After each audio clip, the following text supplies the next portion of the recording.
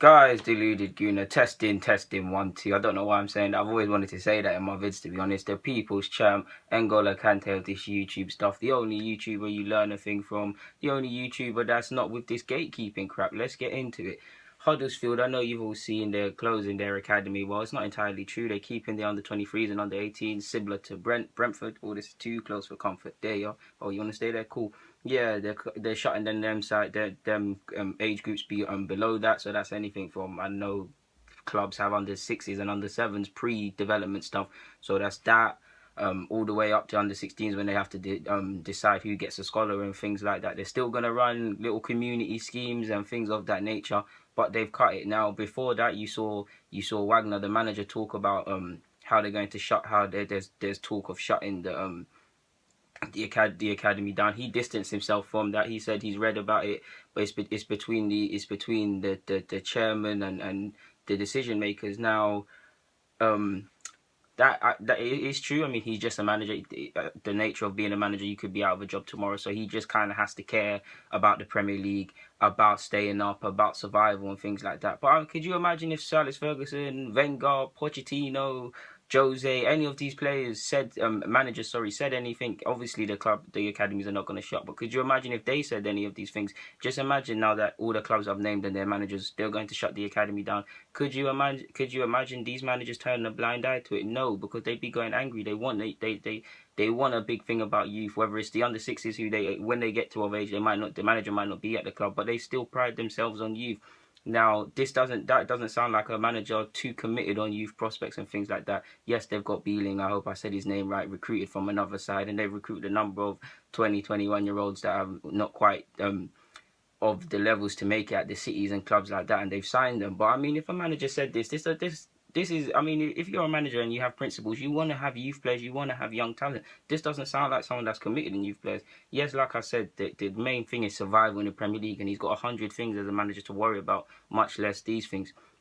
But yeah, man, if the chairman's going to cut it, he's going to cut it. They've said it costs $1 million a year to run it, and it costs $1 million a year, 20k a week or something like that, And they're saying that it's not viable. They've had the only prospect that's come through is from 1999. I think it was John Stead. Now, there's many reasons as to why that's probably happened. I'm not a Huddersfield fan, but I mean, if we use our common sense, that shows you a side. Of course, they've probably gone through financial problems and things like that, and they're in England. It's a competitive league, regardless of you're in the Premier League or League Two, for survival, for money and things like that.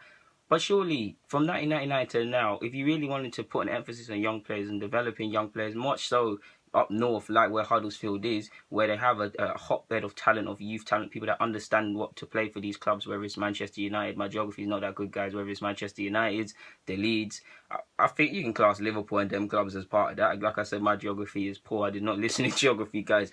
But yeah, that's a hotbed. And not only that, when these other big clubs that you're fighting with to recruit these talents, when they release players, you can scoop them up. You can have a clear pathway to say get to the first team. This shows a club that doesn't have an emphasis on youth players and never has been. It's gone from a Cat A to a Cat 4 now. Now you could say 16 to 21, the under 18s to under 23s, and of course it's a bit lower or higher, give or take. You could say that's a smart move because now you're seeing, or you're going to recruit players like Brentford have done it successfully. You're going to recruit players to actively make the jump now, that actively have in theory, guys, a fighting chance of making the first team, as opposed to investing in someone from the ages of 7 to 16.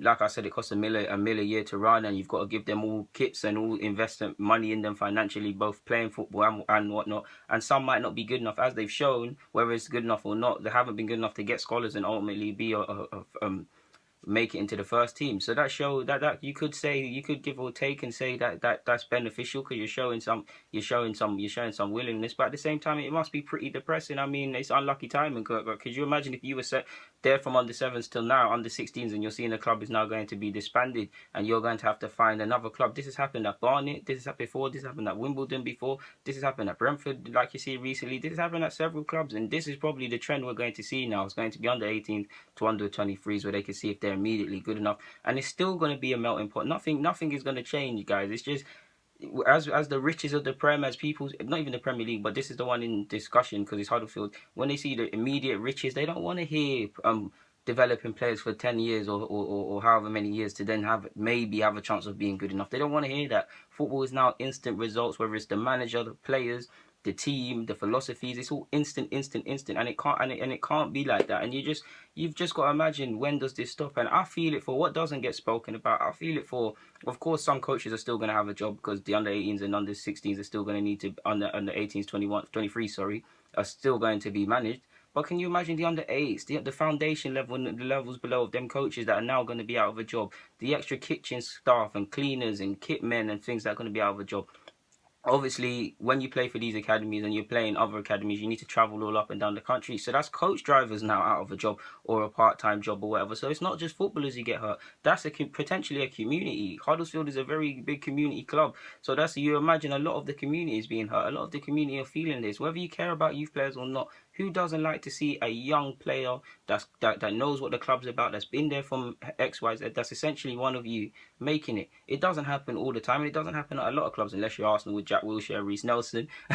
But yeah, who doesn't want that, or at least a chance or the opportunity, knowing that if they're good enough, they have half a chance? The players, the community of Huddersfield have been let down by this decision, in my opinion. Yes, you could say from a cost point of view, it doesn't look worth it because $1 million a year from 1999 to now, not one first team player. You could say that, but from the football purist in me and the football sensitive nature in me, I don't feel there's been a good enough emphasis on bringing players through, and I think it's a real kick in the teeth. Like it's just a madness. I think even the chairman said it's the biggest decision they've made in 8 years. I mean, you could say that, but it's all I can say is I hope the youth players find new clubs. I hope they don't lose their passion for the sport. Anyone that's out of employment because of the nature of this, hopefully they find employment. And I really hope the community get through this, because this is very upsetting as someone that likes youth development. But guys, there's not much more to be said on that front. Guys, like I said, Deluded Gooner, I'm signing out. Enjoy your weekend.